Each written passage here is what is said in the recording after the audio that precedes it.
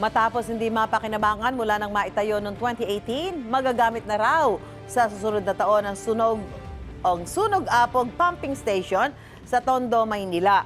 Ayon kay Department of Public Works and Highway Secretary V.S. Dizon, January 16 ay mapapagana na ang isang pump nito. Target daw nilang mapagana ang 3 sa 4 na pump nito bago magtag-ulan.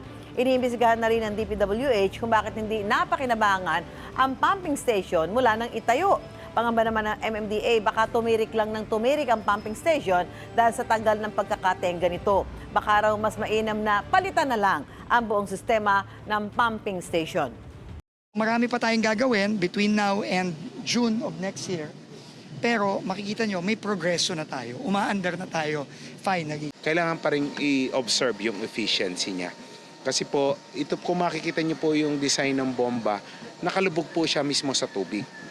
So, paghigop po niya ng tubig at may mga nakasamang basura, meron pa rin pong risk na magbara siya,